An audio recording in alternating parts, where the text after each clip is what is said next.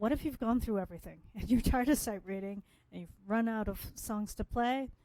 What do? You run out of stuff? Improvise. So let's go through this pattern first. Many of you will recognize it. It is in most pop rock songs.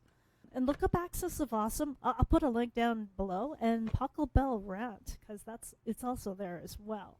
Okay, so 1, 5, 6, 4. When you're tired of that, then you end on 1. So for C major, it'll be C, going down to G. I'm just rearranging so that it's close tone voicing. I don't need to move much at all. 6, and then 4, which is F. So you can just start by, let's say, level 1 difficulty, just single notes here. And everybody knows their C major scale, right? So start on C, end on C, do whatever you want in between. Don't think too hard. That's one thing I've learned from jazz piano.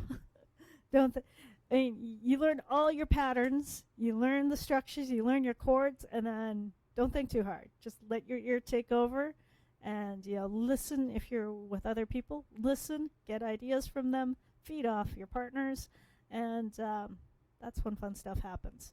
But yeah, don't get too technical. Get like I said, get technical beforehand. Know the tools. So, but level 1 difficulty here.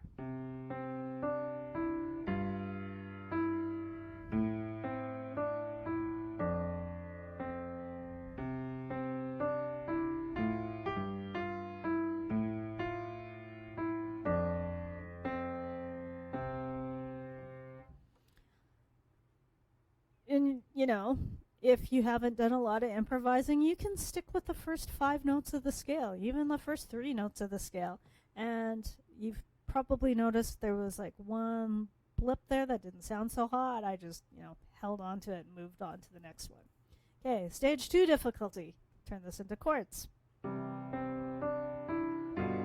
I'm just gonna wait. 1, 5, 6, 4. Okay, I'll try not to go too far. Again, close tone voicing.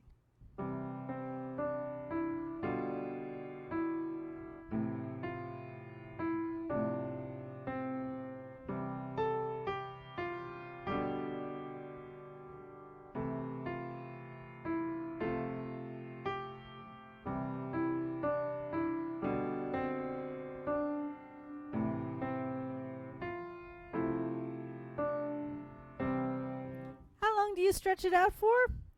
Think about our songs. A lot of them are like, when you first start, 8 bars. 8. Okay, 5, 6, 7, 8.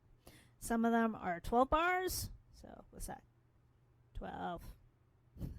I'm reviewing my ASL here. 16 is actually quite common. So 16 is actually kind of nice because then you think, okay, that is 4 pairs of questions and answers. 8 bars is good for beginners because you just do like a question and an answer, which is kind of how I phrase that. Stage 3, so you can do split the chord between both hands, so keyboard harmony.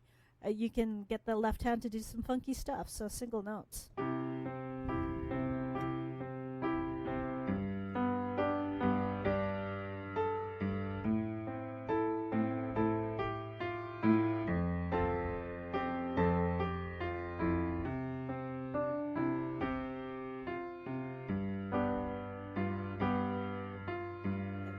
And just kind of like toss in the chord here and there.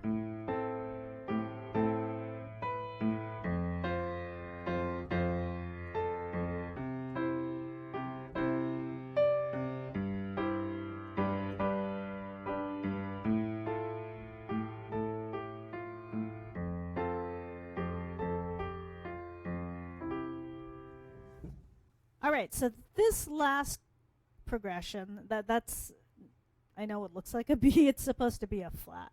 So it's 1. We're in a minor key. I'm just going to pick E minor. That's the key it's originally in. So your subtonic. Step mediant. This one's a lot of fun to improvise on. You can just stick to the first 5 notes of the scale. If you want to go all bluesy, especially the con-can kids.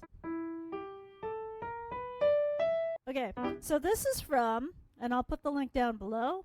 It is actually from a piece called Resucito in the Journey Songs and the Breaking Bread books. So yeah, okay, we actually use the refrain sometimes at church.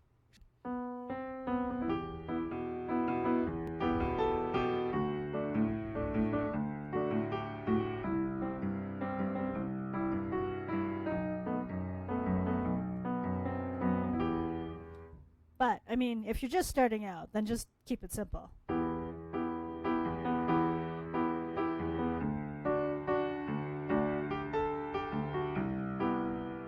Okay, hang on. If you're just starting out, that's probably not simple. Sorry about that.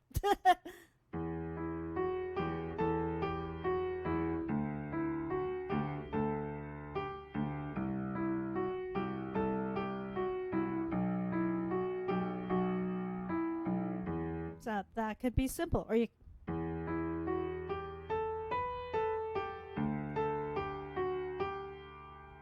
be sure to like add some spots where, you know, you change the rhythm.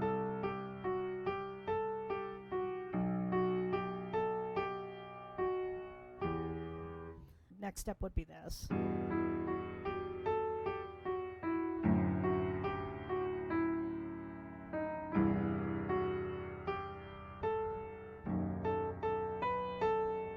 And then you could do what I did earlier, or something like that. I mean, this is all just to give you ideas, because really improvising is, you take the framework, you follow like what you've learned about technique and structure of phrases and pieces, and then you just go for it.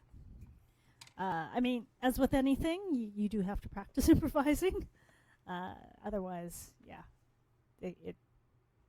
it'll be awkward like any new piece until you get used to fiddling around with it.